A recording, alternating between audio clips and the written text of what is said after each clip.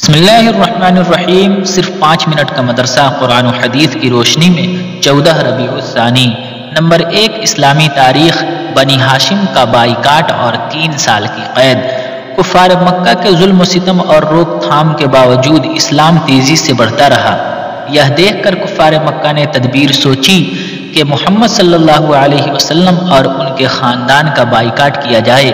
لہذا سب نے آپس میں مشورہ کر کے ایک عہد نامہ لکھا اور اسے خانہ کعبہ پر لٹکا دیا۔ اس عہد نامے کے مطابق کوئی بھی محمد صلی اللہ علیہ وسلم اور ان کے خاندان والوں سے میل جول، لین دین اور شادی بیاہ نہیں کر سکتا تھا۔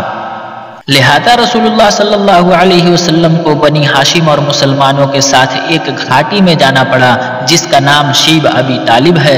یہاں ان لوگوں نے 3 سال کا زمانہ گزارا جس میں سخت تکالیف کا سامنا کرنا پڑا۔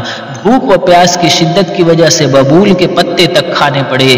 جب بچے بھوک و پیاس کی وجہ سے روتے سسکتے تو کفار مکہ اس پر ٹھٹھے اڑاتے۔ 3 سال کے بعد اللہ تعالیٰ کی رحمت اور ایسی مدد آئی کہ خود کفار ایک دوسرے کی مخالفت کرنے لگے۔ اتفاق یہ کہ ابو طالب خانہ کعبہ میں بیٹھے ہوئے ساری باتیں سن رہے تھے۔ وہاں سے اٹھ کر کفار کے سامنے آئے اور کہا، رات محمد صلی اللہ علیہ وسلم نے مجھ سے کہا، عہد نامہ کے سارے الفاظ دیمک چاٹ گئی ہیں، صرف بسمک اللہم بطور عنوان باقی ہے۔ جب عہد نامہ دیکھا گیا تو حرف بحرف آپ صلی اللہ علیہ وسلم کی بات سچ نکلی اور کفار کی گردنیں شرم کے مارے جھک گئیں۔ اس طرح عہد نامہ ختم ہو گیا اور محمد صلی اللہ علیہ وسلم نبوت کے 10ویں سال شیب ابی طالب سے نکل کر مکہ میں آ بسے۔ نمبر 2، حضور صلی اللہ علیہ وسلم کا معجزہ، قبا کے کنویں میں پانی کا بھر جانا۔ حضرت انس رضی اللہ تعالی عنہ ایک مرتبہ قبا تشریف لے گئے۔ وہاں کے لوگوں سے پوچھا کنواں کہاں ہے؟ لوگوں نے بتایا۔ وہاں پہنچ کر دیکھا تو فرمایا، ہاں یہ وہی کنواں ہے جس میں سے لوگ اپنی ضرورت کے لیے پانی لے جایا کرتے تھے۔ تو پانی بہت کم ہو جاتا تھا۔ ایک بار آپ صلی اللہ علیہ وسلم اس کنویں پر تشریف لائے اور بڑا ڈول بھر کر پانی نکلوایا اور اس میں سے کچھ پیا اور بقیہ پانی سے یا تو وضو کیا یا پھر اس میں اپنا مبارک تھوک ڈالا اور پھر فرمایا، اس کو کنویں میں ڈال دو۔ حضرت انس رضی اللہ تعالیٰ عنہ فرماتے ہیں کہ اس دن سے پانی کبھی کم نہیں ہوا۔ نمبر 3، ایک فرض کے بارے میں، قضا نمازوں کی ادائیگی۔ رسول اللہ صلی اللہ علیہ وسلم نے فرمایا، جو کوئی نماز پڑھنا بھول گیا یا نماز کے وقت سوتا رہ گیا تو اس کا کفارہ یہ ہے کہ جب یاد آئے اسی وقت پڑھ لے۔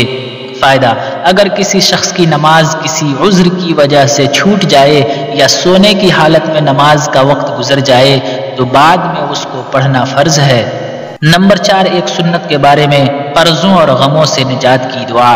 رسول اللہ صلی اللہ علیہ وسلم نے قرضوں اور غموں سے چھٹکارے کے لیے صبح و شام یہ دعا پڑھنے کے لیے فرمایا، اللہم انی اعوذ بک من الہم والحزن واعوذ بک من العجز والکسل واعوذ بک من الجبن والبخل واعوذ بک من غلبۃ الدین وقہر الرجال۔ نمبر 5، ایک اہم عمل کی فضیلت، 3 کام کرنے کی کوشش کرنا۔ رسول اللہ صلی اللہ علیہ وسلم نے فرمایا، جب آدم کی اولاد کا انتقال ہوتا ہے تو 3 کاموں کے علاوہ اس کے عمل کا سلسلہ ختم ہو جاتا ہے۔ نمبر 1، صدقہ جاریہ۔ نمبر 2، وہ علم جس سے لوگ فائدہ اٹھائیں۔ نمبر 3، ایسی نیک اولاد جو اس کے لیے دعا کرتی رہے۔ نمبر 6، ایک گناہ کے بارے میں، جھوٹے خداؤں کی بے بسی۔ قرآن میں اللہ تعالیٰ فرماتا ہے، جس کو تم اللہ کے سوا پکارتے ہو وہ کھجور کی گٹھلی کے ایک چھلکے کا بھی اختیار نہیں رکھتے۔ اگر تم ان کو پکارو بھی تو وہ تمہاری پکار سن بھی نہیں سکتے، اور اگر بالفرض سن بھی لیں تو وہ تمہاری ضرورت پوری نہ کر سکیں گے، اور قیامت کے دن تمہارے شرک کی مخالفت و انکار کریں گے۔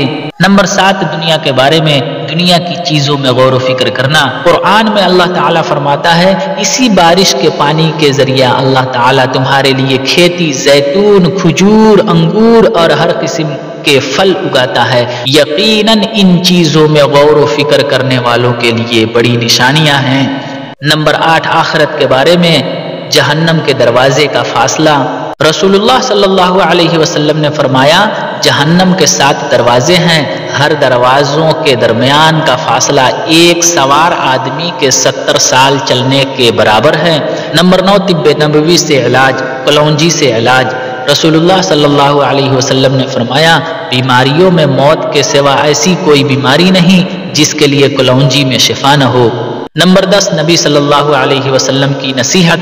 رسول اللہ صلی اللہ علیہ وسلم نے فرمایا اپنے نفع کی چیز کو کوشش سے حاصل کرو اور اللہ سے مدد چاہو اور ہمت مت ہارو، اور اگر تمہیں کوئی حادثہ پیش آ جائے تو یوں مت کہو کہ اگر میں یوں کرتا تو ایسا ہو جاتا، بلکہ یوں کہو اللہ تعالیٰ نے یہی مقدر فرمایا تھا اور جو اس کو منظور تھا اس نے وہی کیا۔